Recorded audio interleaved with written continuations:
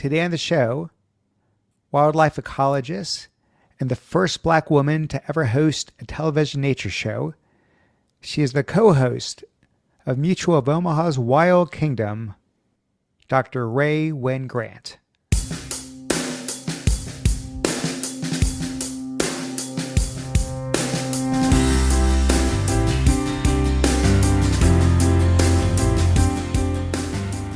Welcome to the Art of Excellence.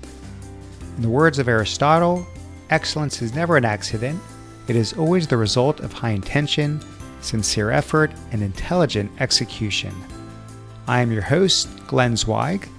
Join me now as I dive into the lives and careers of world-class entrepreneurs, athletes, entertainers, scientists, thought leaders, and explorers to uncover the ingredients to their extraordinary accomplishments.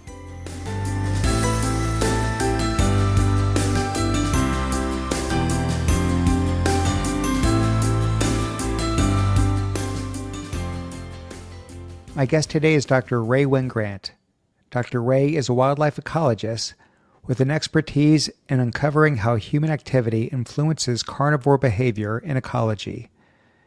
She is a National Geographic Explorer, host of the PBS podcast Going Wild with Dr. Rae Wynn-Grant, and is the co-host on NBC's Mutual of Omaha's Wild Kingdom. She is the first Black woman to ever host a television nature show. Her new book is titled Wild Life: Finding My Purpose in an Untamed World. All right, here we are. Rae, welcome to the show. Thank you. Thanks for having me. I'm thrilled to have you. We are going to dive right in. Okay. You once had this pretty terrifying close encounter with a bear. It snuck up on you, and you did exactly the opposite of what you're supposed to do, which is to hold your ground and back up really slowly facing the bear. But instead, you sort of just ran as fast as you could right back to your car. So would love to hear that story. Yeah, I have been telling this story a lot more now, but I had a lot of hesitation at first because, I'm a bear expert. I'm highly trained. At the time that this happened, I was a highly trained, kind of up and coming, like budding expert.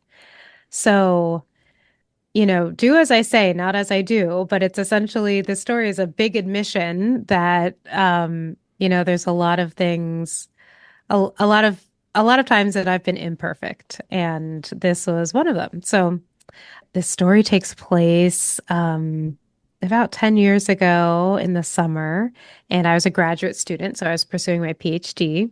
And my PhD was in wildlife ecology and evolutionary biology, and I was studying bears. I was studying black bears and their movement and their behavior as it relates to human activity. And my data collection was a blast most of the time. So it entailed spending a lot of summers in rural parts of Nevada and working with different teams of actual experts out there to collect data on black bears. And I was setting traps for these bears so that we could capture them and put a GPS collar on them. And a GPS collar tells us all about where they're moving, where they're spending their time, which areas they're avoiding. But the actual capturing a black bear to put a collar on it is really tough. That might come as a surprise to some people because some folks are like, oh, well, there's a bear in my backyard every, couple weeks. Why would it be hard to capture them? But we were really looking for what we called backcountry bears. So the bears that may have lived their entire life and never seen a person before, really, really remote areas. So I was camping, just me and an intern, and checking these traps every day and striking out. I was just striking out. It was like 2 weeks into this field season. This part of Nevada would get to be over 100 degrees during the daytime. And I'd be hiking up these mountains and hiking down to these valleys, checking these traps, and they'd be empty every time. The bait that I was setting in the trap would have been eaten, but the trap would be empty. again, I had all the training I needed. I had a lot of protection. I had bear spray. I had flare guns. I had emergency buttons on my smartphone that connected to satellites to call for help. I had, big sticks. I had, sometimes I even had a Karelian bear dog for protection. I had all kinds of stuff. But this one day, I made a series of terrible choices. And I decided to leave all of my belongings at the ATV that I was driving. So I drove the pickup truck as far as I could up this hill. It was hauling an ATV. I got off. I buzzed up on my ATV as far as I could up this hill. I got off. It was so hot. I was so frustrated. I just left my backpack with all my stuff at the ATV and I said, I'm just going to walk up. I know that there's going to be no bear and I'm just going to rebait the trap and go back. And so I hiked up this hill up to where I'd been visiting this trap for at least 10 days. I looked at it, no bear in the trap as usual. The can of tuna fish was empty as usual. So I got out my stuff, I rebaited the trap. I got up and I turned around to go back down the hill. And right there, I was face to face with a huge male black bear. Huge. And he was silent. I mean, I didn't hear him come. I did not smell him. He obviously knew that I was coming. And he started doing the behaviors that bears do when they are trying to show aggression, right? So he started pawing the ground and kind of, this is a podcast, so you can't see what I'm doing, but shaking his head back and forth in these kind of whips back and forth. And instead of doing all of the right things, which is to back away slowly, to not make eye contact, to make myself look very big by taking my jacket or any kind of shirt over my head, I turned quickly and just ran. It was like this terrible instinct came over me, and I just ran. And the bear started to chase me down this hill.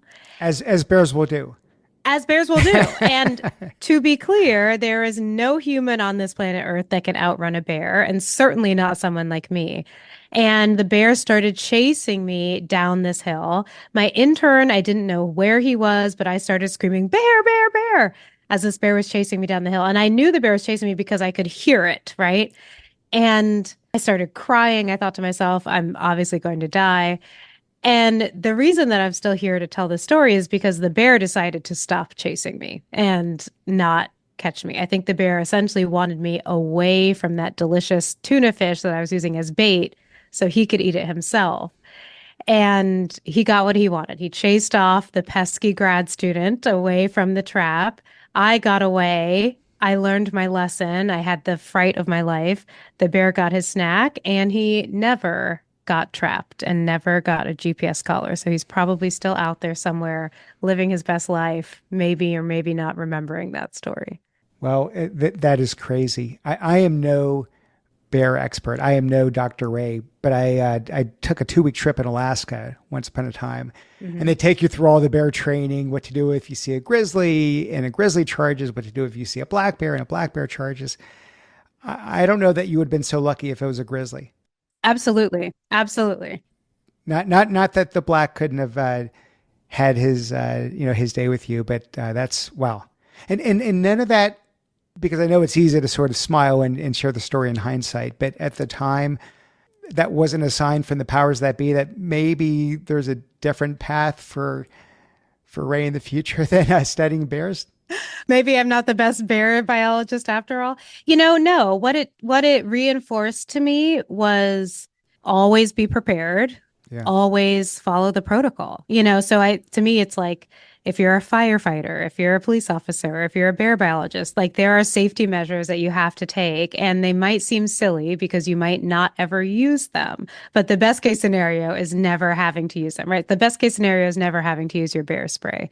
So it really did teach me the hard way that if I'm going to be serious about doing this work for the rest of my life, I need to be serious about following the rules and the protocols because it's what's going to keep me and the wildlife that I study safe. So trust me, I have never repeated anything like that. I even to this day, and I live in a part of California where people don't spot bears very often, even if I'm going on a little hike, just casually for some exercise.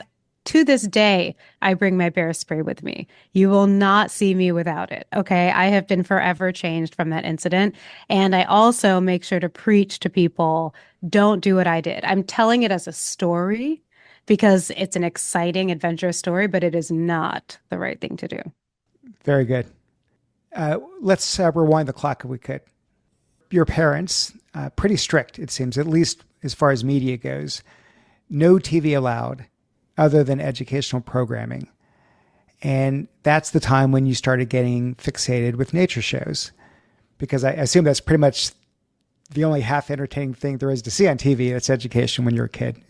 At least when I was a kid, I think things have changed. Now there's so much educational TV programming. I know that because I'm a parent now and I see what my kids watch. But yeah, my parents were really strict about TV. In fact, I am pretty sure we would not have even owned a television when I was growing up if it weren't for my dad really wanting to watch basketball. Well, that's educational, right? It's educational. It's not going to rot your brain. But we often had what my parents would call no TV week. So if it was like spring break or some kind of like school break, it would also be no TV week. So they would just put the television in the closet. And there were no exceptions, educational shows or not. So when we were allowed to watch TV, it was educational programming. And I fell in love with nature shows when I was a kid. I mean, from my earliest memories, so maybe when I was 4 or 5 years old, I just remember watching natural history documentaries, everything about wild animals and loving it. And in particular, I remember seeing, and I'm using air quotes, the jungle. I remember seeing the jungle. And so it was probably shows about parts of South America or parts of Asia, maybe parts of Central Africa. And I distinctly remember thinking like, I want to go there. Look at the animals there, the jaguars in South America, the tigers in Asia, the gorillas in Central Africa. I wanted to see the jungle and the wild animals in the jungle. And, at the same time, getting this information, as nature shows will do, telling you that like these places are under threat, the animals are under threat, the ecosystems are under threat. I remember thinking to myself, well, that's a job I want is seeing those animals. And it seems like having that job also comes with protecting nature and protecting those areas. So from a very young age, I essentially knew that I wanted to be in wildlife conservation. I just didn't exactly know what it was called. Well, interesting you say that, because I think you said when you were 7 years old, you proudly declared your intention to one day become a nature show host, which of course you achieved.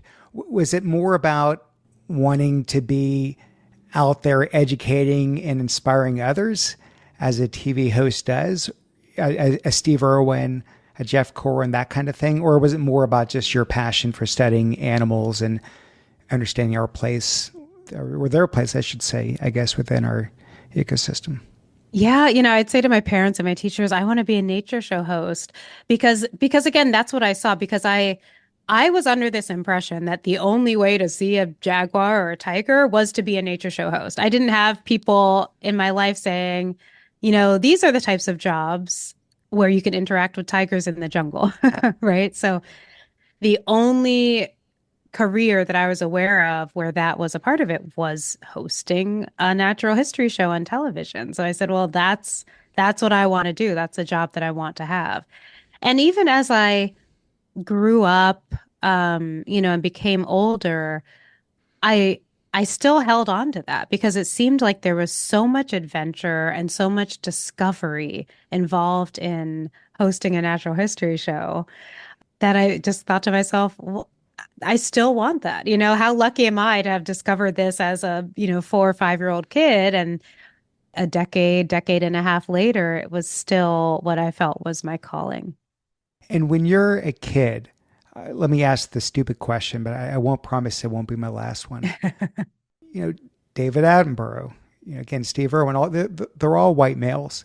Yeah. So when you're a child, do you see that and you're saying, I'm going to be a nature talk show host despite the fact that there's no people of color doing that, or you're just a child and that's not even the lens through which you see this? You know, it's tough for me to answer that because I think I essentially had two minds about this, almost like my brain was split in half. So on one side, it was like, I know exactly what I want to be. I know exactly what I want to do. And on the other side, I didn't necessarily believe that I could because of the lack of representation. Because to me, the only people I saw who were hosting nature shows were older white men, and in particular with foreign accents, right? So, British, Australian. So I remember thinking like these guys have cornered the market. I guess that's like a qualification to host a nature show is you have to be one of these guys.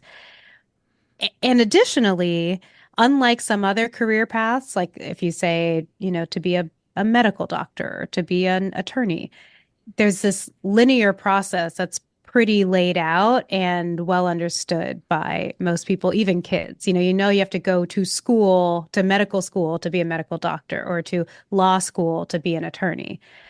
To me, it seemed like there's no discussion on the nature show about like how these guys learned all this stuff and how they got to be a nature show host. So I remember thinking to myself sometimes like, oh, I can't. I want to be this, but I probably can't because I think these guys just, you know, probably grew up talking about wildlife ecology around the dinner table with their parents. It just seemed like they inherently knew ecology, which is why they were qualified to host these shows. It wasn't like their credentials were laid out in the credits of the show afterwards, right? And they were so smart and they had so much information that they were delivering that I imagined it's not just their passion that got them here either, right? Like these are really smart, really educated foreign guys. So, it's almost like if there was a kid who felt like I want to be the first person to land a rocket ship on Mars. They may know exactly what they want, but they might not necessarily believe that it's possible because it's so far-fetched and they have zero examples of someone like them doing it. So that's how I was. So I was able to articulate like there's only one job in the world that I want to have. But if I were to place, to put a bet on this, I don't think that I will ever have it. Hmm. You attended a high school for the performing arts and you got in with your voice. Mm-hmm. So you must have an incredible voice. I know you're just recovering from The flu. being sick, so I won't make you sing for me, but clearly you've got some natural talent there. You had a lot of pressure from teachers, from your parents to apply for conservatory to continue your studies. You refused. Why? That's right. Well, let me just add a little bit of humility here. Sure. I barely got into this Bet performing you arts got in. Bet you program. got in. I squeaked in. I barely got in. And that was because at the time of auditioning, I did not have a strong voice. So what my voice teachers saw was potential, but definitely not a voice that blew their socks off. Rae, if I were to sing right now, you'd see there's not even potential. So I get you. You weren't at the top of the pack, but clearly you had some sort of innate talent there. They were able to see a little something. Yeah. And music was also a big part of my childhood. I mean, I have to say, my parents with their anti-television stance, they really leaned into music for my brother and I growing up. So I was playing the piano, classical piano. I was playing a harpsichord, right? So an Hmm. early version of the piano, kind of a Baroque classical music instrument for a long time. So one of few kids to do that. And by the time I got to high school, I was interested in singing and auditioned for this classical music program, and I did get in and then became quite good for my age. And again, I have to put the humility out there because I have to say some of the students who graduated from this program with me are singing at the Metropolitan Opera right now. So, I can still compare myself and say I was never quite as good as them, but I was great at the time for my age, for, a high school age person. I took the training really well. I became really, really talented. So, when I was a senior in high school and most of the other students in my program were auditioning for conservatories, I was also sending in audition tapes. My teachers were really excited about that. But when folks asked, what do you want to go on and do with your life? I said, well, I want to be a nature show host. I mean, I said, I didn't, that didn't change. I said, I love music. Music is amazing. Music is my life right now. But what do I want to do? I want to host a nature show. And that was really hard. That was really hard for everybody except me. That was really hard for my parents. I remember because, I academically, my grades were in a couple different brackets. Some of them were strong, many of them were average, some of them were bad. But my musical prowess was really, really high. So I was just gifted in music. My vocal coaches were through with me, and they would say, like, go to conservatory and maybe, go on a safari one day or something, Ray, but you've got to pursue this. You are talented. You could make it.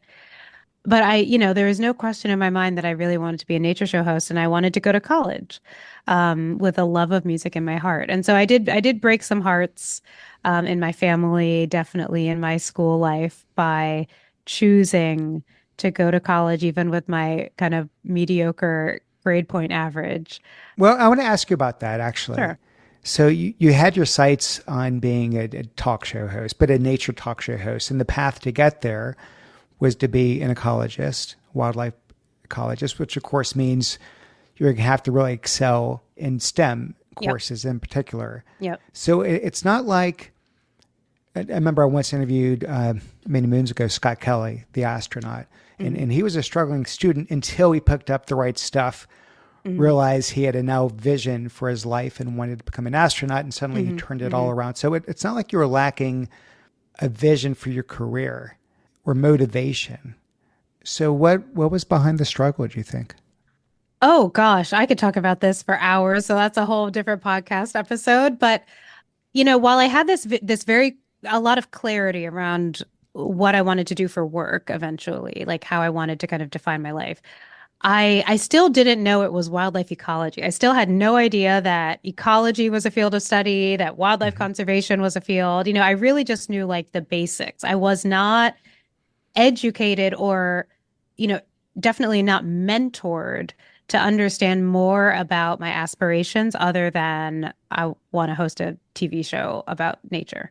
Hmm. So what I had kind of pieced together in my mind was science, just kind of like blanket, like these guys do science. They know about science, and that's why they're hosting nature shows.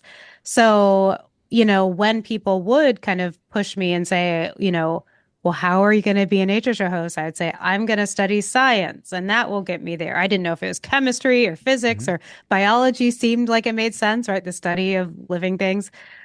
So that's where I was. And so when I say that my grades were marginal, it's that, again, I was just in high school, Hmm. regular, although I went to a performing arts kind of specialty program, that was not the same as the high school that I went to. So I went to a regular schmegular, very large kind of inner city public high school and took basic science classes, basic math classes, and was really average. And again, then sometimes actually got some below average grades. And there were a lot of very intersectional reasons for that. I'm able to have a lot of perspective on that now as an adult, as an educator, as someone with kids.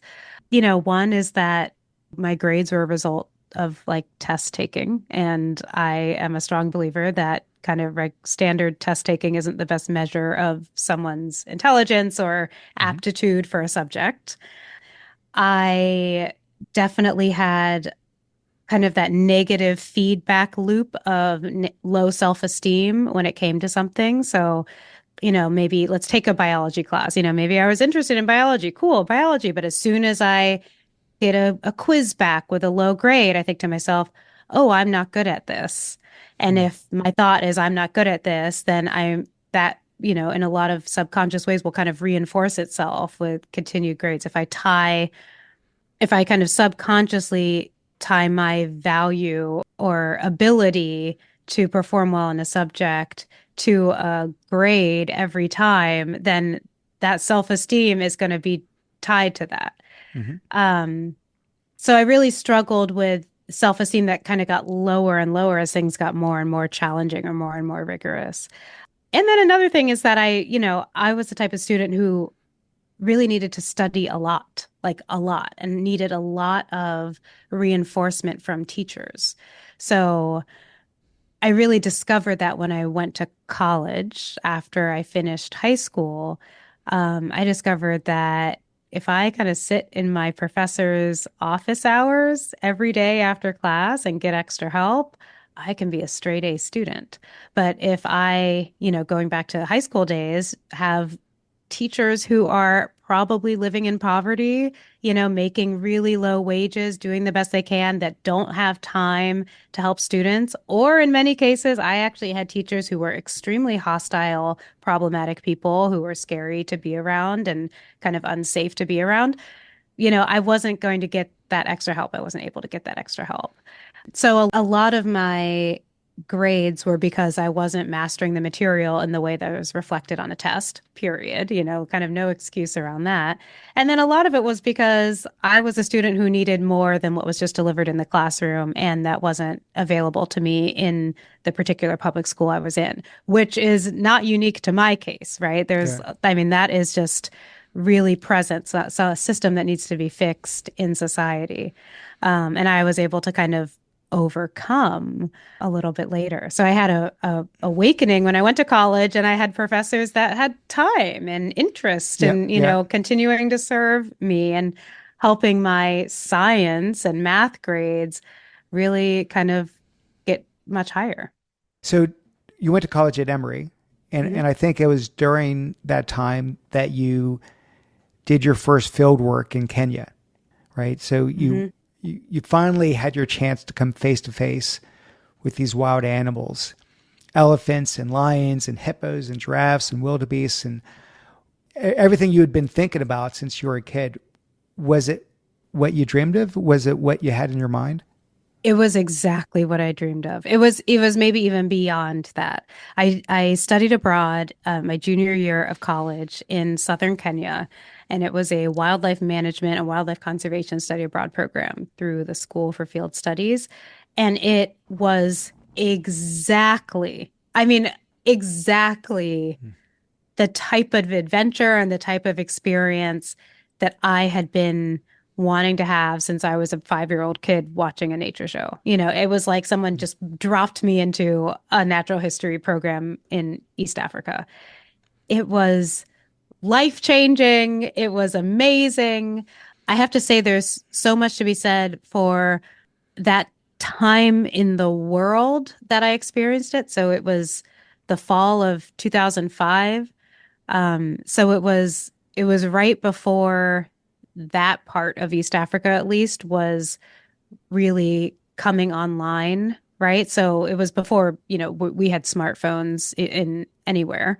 And so there was no texting, there was no calling, there was no Wi-Fi, there was no, often no electricity. So it was right before that changed, at least in my life and in the lives of a lot of Kenyans and Americans. So I was so present, right? And I was so engaged and I was so rooted. And because I couldn't capture things digitally, I wrote everything. I just had journals and journals worth of information. I had film cameras, and took the most intentional photos that I could, but had to wait months, to get it processed. It was this wonderful experience. And one of the things that made it probably just top notch for me was that the leadership in that program, so the professors that we had that were teaching us wildlife conservation, wildlife ecology, were Black. They were Black Kenyan men who had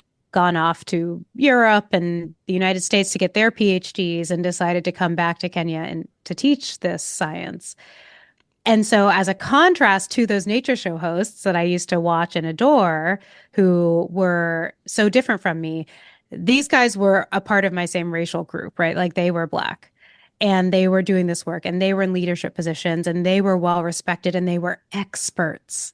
And it was my first time having any Black professors at all in any Hmm. subject, but it was definitely my first time seeing Black folks be experts and leaders in wildlife conservation. And so they were men, they weren't women, they were African, they weren't American. I mean, there were plenty of differences between us, but there was that racial identity was so important in helping me understand, oh, I can do this too. And they would say that. They would say, Rae, you're particularly passionate about this. Hmm. You know, how can we support you so that you can make this your career? And that empowerment, that mentorship, right? My first time like really having mentorship and that empowerment, I think was like a rocket ship for me. And it Hmm. really allowed me to finally realize not only do I want to, but I can. That must have been really encouraging. It was amazing. So you go on to get your master's at Yale, and you've got your Yale hat on right now. Clearly proud of it. Because it's a bad hair day, but yes, this is Because it's a bad. one of my favorite hats. So during that time, you spent some time in the field studying lions in Tanzania. These are beautiful, majestic animals, but they were also terrifying the local villagers when you were there. Several instances of eating humans, including children. How do you reconcile that?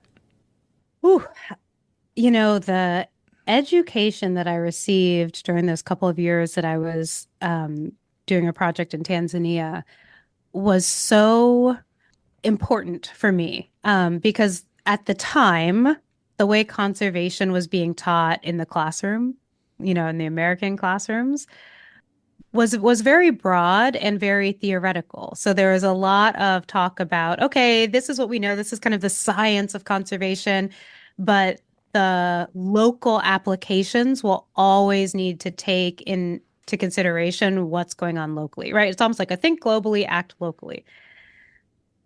And so, you know, when it comes to understanding, you know, the needs of lions, that was that was pretty straightforward in general. But as I showed up to these communities in Tanzania, something really weird was happening. And that was that some kids, you know, and it's like, you know, I feel like there needs to be like a warning about this conversation because it's kind of traumatic, but some children had been attacked by lions and killed. And that was not normal. You know, it's not normal for lions to go into villages or go to the outskirts of villages and kill people and eat them. That's not a part of their ecology. Certainly, lions are vicious and ferocious, but attacks would are more likely to happen when a lion feels threatened by a person than Mm-hmm. to like actually stalk and kill a person. There was something very strange happening, and one of the things that wasn't happening and one of the things that allowed me to become very, very rooted in the local issues was that we didn't have a cross-cultural misunderstanding, right? It was like a team of Tanzanian researchers who study lions showing up in a village with me in tow, you know, as the foreigner, trying to help this village understand what's going on and how they can stay safe while also protecting lions, right? So, of course, you can imagine if a village is losing a couple of kids, you know, like sweet babies to lion attacks, they want to get rid of the lions in the area. It only makes sense, right? I mean, I live in a part of California now where when a coyote eats someone's like little dog, you know, people want to get rid of all the coyotes in the area, you know, because a pet got killed. So imagine if it's a person, you know, or a child of yours. And so I was with a team of conservationists that were trying to figure out, you know, how can we continue to protect lions in this space, but also address this horrendous issue. And I have to say, I spent a lot of that time very quiet. I spent a lot of that time, again, with my journal, trying to just get my emotions out. And that's what I'm trying to get at. Because you have this kid like, and I mean this in a very positive sense, Mm-hmm. right? Mm-hmm. This kid like view of the animal kingdom. These were animals you looked at with fascination as a child through the television Mm-hmm. monitor, and here you are in the wild, being able to view them firsthand. And I'm sure there's reasons for why they encroached upon, the people, and they're dealing with it. But I mean, in terms of, was it hard for you to reconcile in your head these beautiful creatures that I assume you must have had some degree of not just fascination, but empathy Mm-hmm. toward, all of a sudden are devouring little children? I just, I'm wondering how much that, I guess, shook you, at your core, or did it not? It did. It was extremely hard. It was extremely hard to deal with. It was extremely hard to think clearly through. And in a lot of ways, it really, like being confronted with the extreme nature of that issue, it really almost like lifted a blind off of me, and Mm. helped me realize that the complexities that we had been learning about when it comes to conservation in the classroom were really different than the real life complexities, right? So in the classroom, we're learning about like, land ownership and natural resource use and how, conservation and natural resource use might be at odds with each other.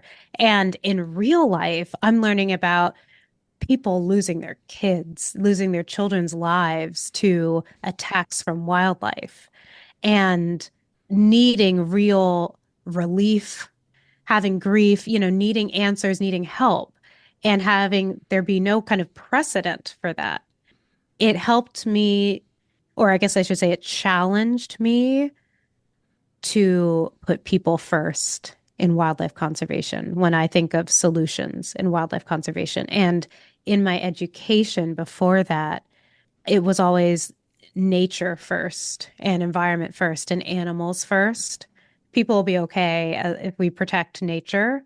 That summer in Tanzania, I mean, so many things happened, but for the most part, it helped me to realize that the wellness and well-being of people has to come before anything else and is essential for wildlife conservation to work.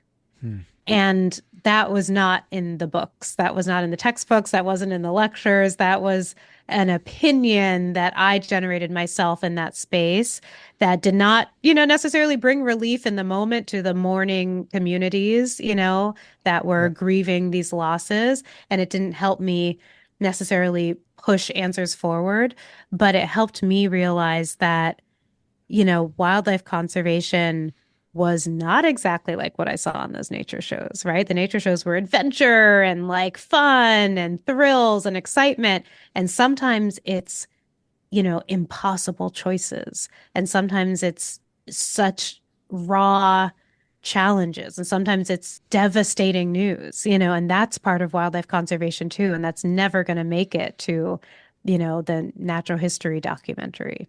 Yeah. Well, let's go back to the studies, because you decided to then pursue your PhD. You got into Columbia. As you put it, sort of struggled through the program. PhD programs are more theoretical versus the more practical orientation of master's programs. Why did you feel so compelled to get it? Steve Irwin, last time I checked, didn't have one. Oh, Jeff that's right. Corwin, David Attenborough. So none of these have their doctorates. Why was it so important to you? Well, I have a like an unpopular opinion here. I was receiving more and more mentorship. So like as I kind of Hmm. grew and went through this linear process of school and academia, I got more and more mentorship. But I was forging my own trail, right? There's no one in my family that had a PhD. And so I can honestly say that I didn't know what it was. At the time when I was finishing my master's degree, I thought, this is the best thing that's ever happened to me. This master's program has changed my life for the best. I mean, my undergraduate education was tremendous. My master's work was, just opened my mind. graduate school must be the best thing for me. And that's what I need, more of this. Hmm. And so that's why I applied for PhD programs because I was passionate and I was excited and I was doing so much real learning in the field, boots on the ground work that I wanted to do more of that. And I didn't have the mentorship or just kind of the understanding of the extreme difference between like a very applied master's degree to a very like theoretical PhD program. I come from a Black urban community. I have an amazing family. No one has a PhD. I didn't know people who had PhDs. I didn't have like friends, parents with PhDs. I was on my own in that way. And it's not to say that I regret going into that program, but instead I realized very quickly, and I definitely know now, that that program wasn't necessary for me. It wasn't necessary for me to do it. It took me further away from, the real, practical application of wildlife conservation. Like, let's get in there, let's change systems so we can save these animals. And it brought me into a world of proper scientific research and long-term study. I'm happy to say it turned out well, but I find myself advising a lot of students now who want to like get in there, work with wildlife, make changes, save them just to do a master's program instead. Well, impressive that you got it done. So, fast forward a little bit. You got the opportunity of a lifetime to join an expedition to Madagascar, where they recently discovered a hidden biodiverse rainforest. And it was essentially a race against the clock to try to secure protected status for this park so the loggers couldn't get to it. And you could essentially save the rainforest. Your job was to identify and tag a rare endangered lemur species. Mm-hmm. Okay. It was critical. That was a big part of securing this protected status. And upon arriving in Madagascar, the gravity of the situation sort of weighed down on you a little bit. So I'm going to read your quote from the book. On the outside, I tried to project calm, cool self-assuredness, but I was freaking out on the inside. I indulged in catastrophic thinking, envisioning scenarios where every scientist but me nailed their objectives. I even concocted a situation in my head where I was the reason the park didn't gain protected status. Wow. So a lot of self-doubt. So I guess the first part here is what was behind all the insecurity? Oh boy. In the process of writing my book, I realized that one of the themes, and not deliberately, but one of the themes was self-esteem, so that my book is a lot about like really amazing journeys in nature and with wildlife around the world, and also like a self-esteem journey that I have kind of always been on and continue to be on. So I had been a part of plenty of expeditions at that point where it was about research. It was about let's see, the best case scenario is we get a lot of data, right? On bears, on lions, on, zebras or whatever it is. And then we'll see what the data tells us.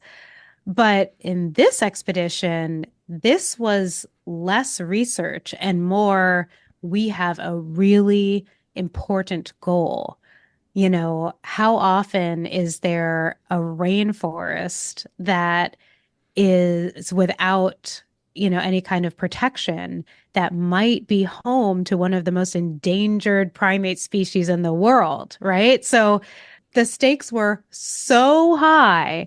And, and I'll also admit that prior to this expedition, every opportunity I had gotten to do science had been merit based, right? It had been like, I'm applying against all these other people. I'm submitting, my resume. There is some kind of evaluation system to figure out that, yes, I am the most qualified person for this job. And this expedition was not necessarily merit based. I mean, yes, I had the qualifications. I did, and so I don't want my self-esteem issues to come back here. I was definitely qualified, but I didn't have kind of that extra confidence boost that comes from winning out on merit, you know. It was more that an expedition was being planned completely without me with some of the top leaders in the world. And they realized they needed a large mammal expert to come in and help. My name was brought up in the room, and before I knew it, I was a part of the expedition. I had never worked on primates. I had never been to Madagascar. I had never worked on lemurs. You know, I was literally studying on the airplane on the way over, you know, how to do this. I had never been in the tropics before. I had never worked in a tropical rainforest. So even you know, after all my time in Africa, I was always in savanna systems.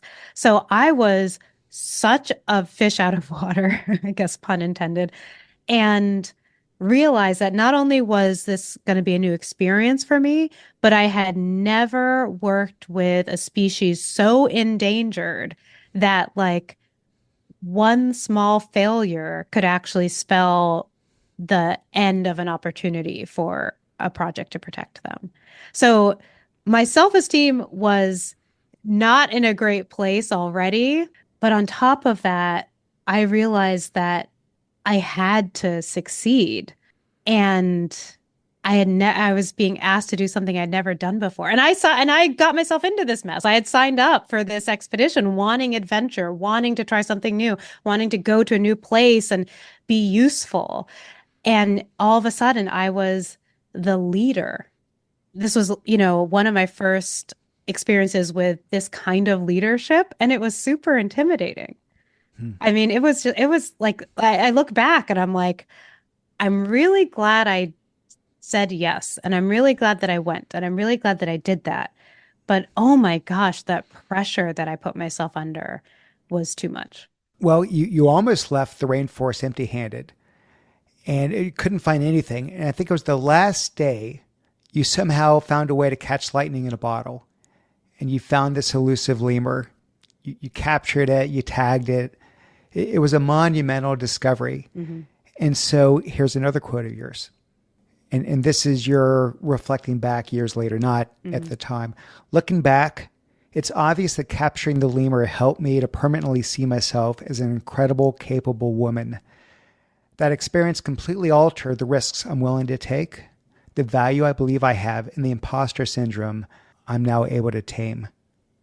So it sounds like, as somewhat serendipitous as it was that you found the lemur, because that's obviously not about skill, whether you happen to catch. There might not have even been this lemur there. They were just guessing it was there. But it sounded like that really helped shape you into who you've become. It's true. It's true. I don't want anyone listening or anyone who reads my book to think that you need to go halfway around the world and have an incredibly dangerous adventure in the Malagasy wilderness to, you know, feel confident.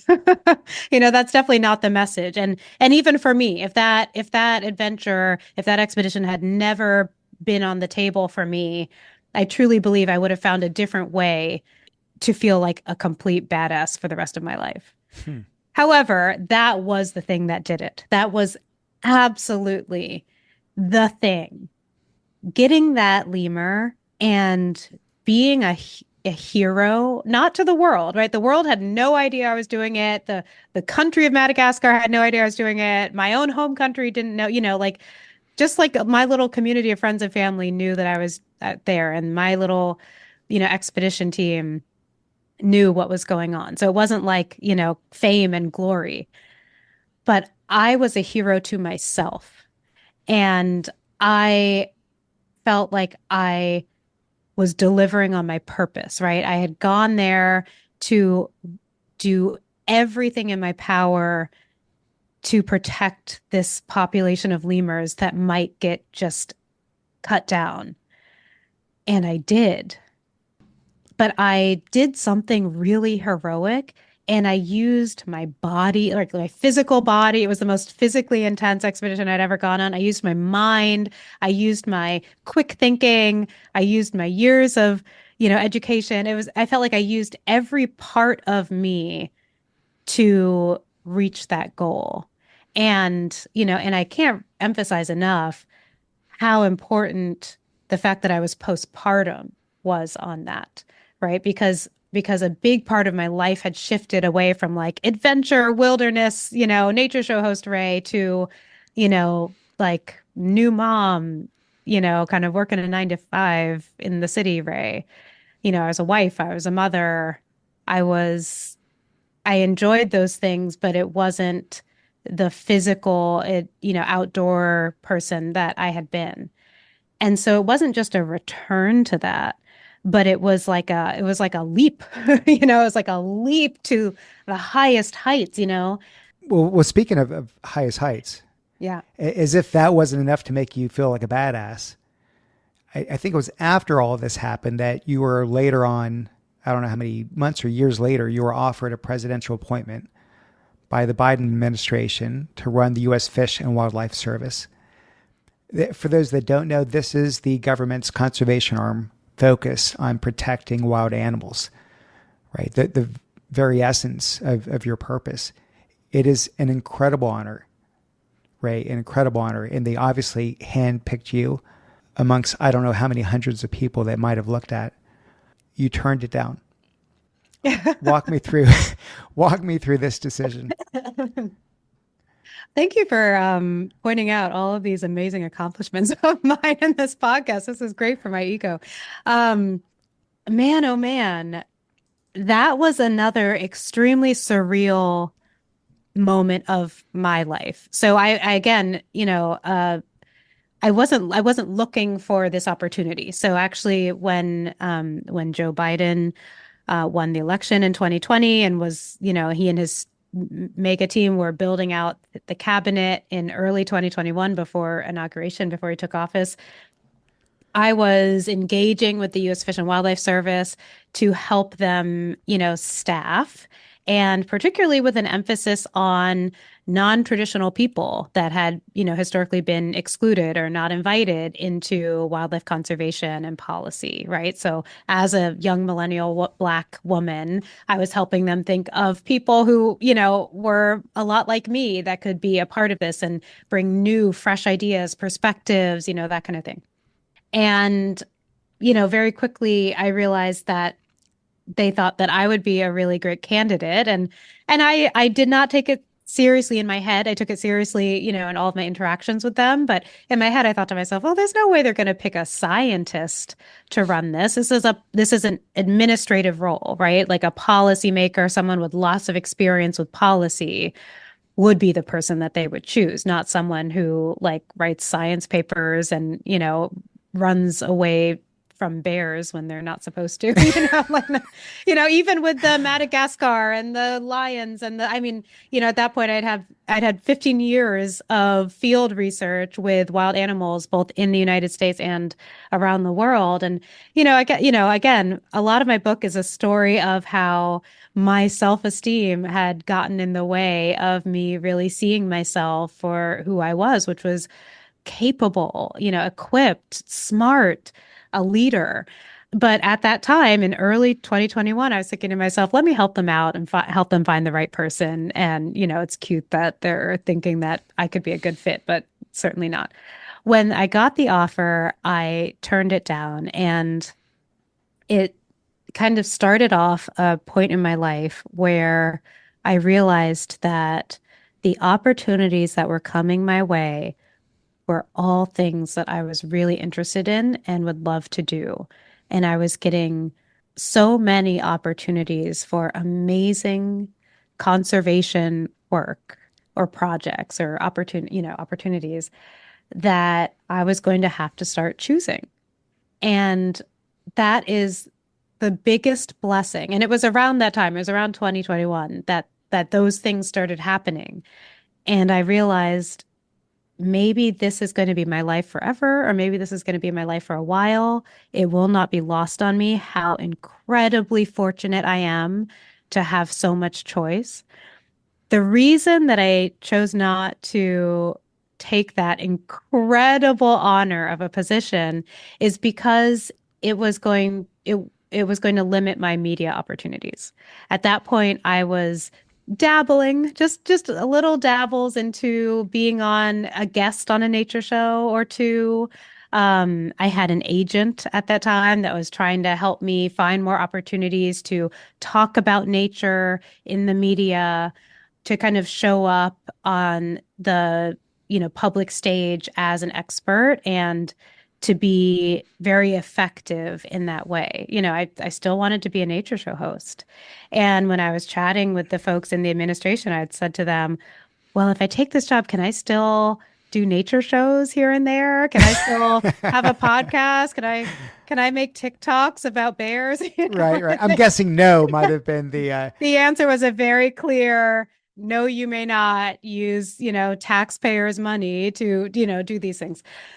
And so it wasn't that I wasn't interested in the job. you had a choice to make.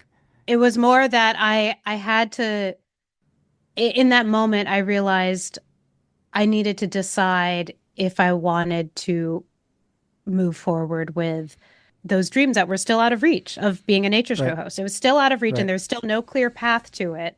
But I realized that taking that job would interrupt the momentum that I had for it. Yeah.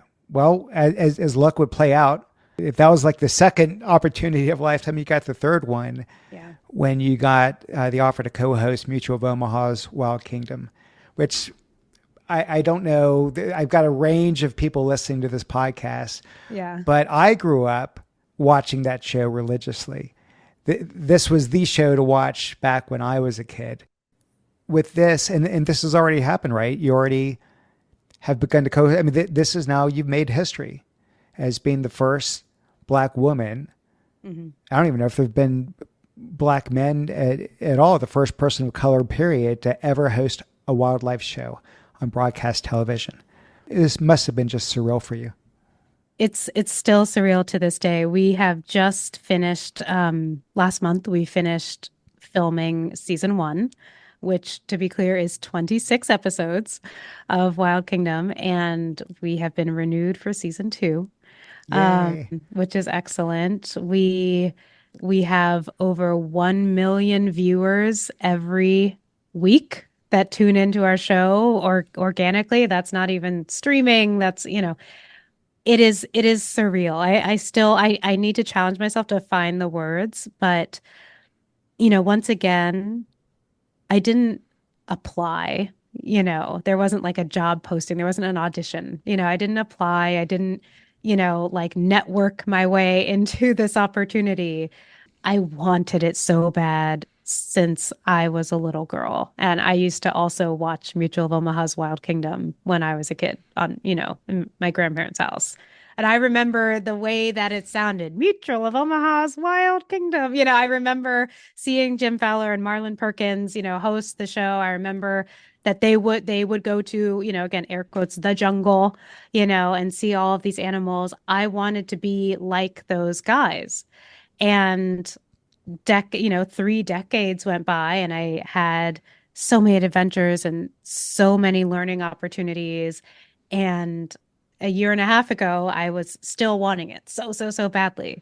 And, someone from Mutual of Omaha's Wild Kingdom reached out to me via email. I don't know how they found me. It was, they might have like Googled something or someone gave my name. I don't know. But when the conversation started with them, they did not stop. Today, I am the newest co-host of Mutual of Omaha's Wild Kingdom, the revival of the show called Protecting the Wild. It is back on NBC after 60 years where it debuted, It's and amazing. I am the first Black woman to do this. And it is history making. It is a great fit for me. You know how sometimes you can achieve your dream and be like, oh, this isn't what I thought it was going to be. It's great. It is great. It is purposeful.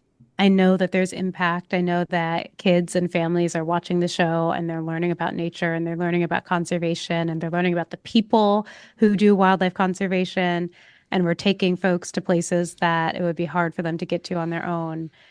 And I will say that when I started writing my book, I didn't know it was going to end that way. So I was going to write the story of my life and career journey, and it was going to end with, the research that I'm doing today, not with the fact that I was now hosting a nature show. So it was really towards like the last couple of months of me writing my book that the opportunity became real enough for me to write about it. And so that's another thing that it just seems perfect. I mean, somewhere out there, there is a little boy or a little girl whose parents do not let them watch anything but Yeah. basketball and nature shows that are going to watch you and say, that's what I want to do when I grow up. You are going to inspire a ton of kids and candidly, a ton of adults too, because Oh. they love this stuff. What is, I mean, you're still very young. What's left in your, life goals, career goals now that you've done this? What is left? I have to say that we've got a lot of issues, right? I think the issues have increased, right? We have a biodiversity crisis that is greater than 20 years ago when I first was kind of introduced to it. So it's hard for me to say what's next, but it is a definitely a commitment, a lifelong commitment to trying to save nature, trying to save wild animals from extinction, doing more and probably as much as I possibly can to make a positive impact on biodiversity and planet Earth. Hmm. And, to kind of go back to some of the things I learned that summer that I was living in Tanzania, people have to come first. And that's not always what's apparent when we think of mainstream conservation. We think of the animals need to come first, but essentially, people are in control of the future of wildlife and the future of landscapes. And when people aren't well, when they're not well resourced, when they're not safe, when they don't have access to education, when people don't have their needs met and the resources they need, they're not equipped to focus on the well-being of wild animals. And so one thing that I want to really make sure that the world understands moving forward is that if we want a healthy, thriving, balanced planet, we need to start with making sure humans are okay because humans are the stewards of nature. We are part of nature. And so we can't, save endangered species without saving ourselves.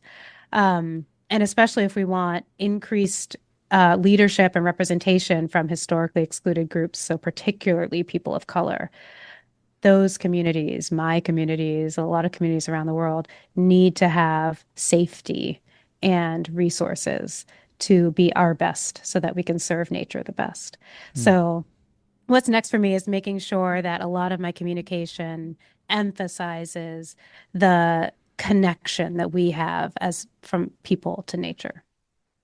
I end every show with this, which is the name of the podcast you're on, is The Art of Excellence. Mhm. I leave it to my guests to define that word excellence for them. What do you think of it? I think that I have a kind of simple or very straightforward answer to what is excellence, and it is your best and your truest. So I think for me to be excellent, I need to be at my most aligned. Align meaning what?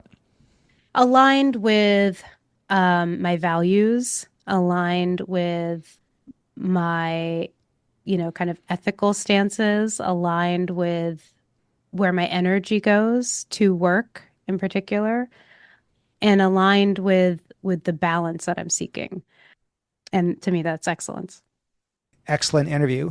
At least you're part of it. So thank you for doing this. I love the book. You Oh, were thank very you. very open.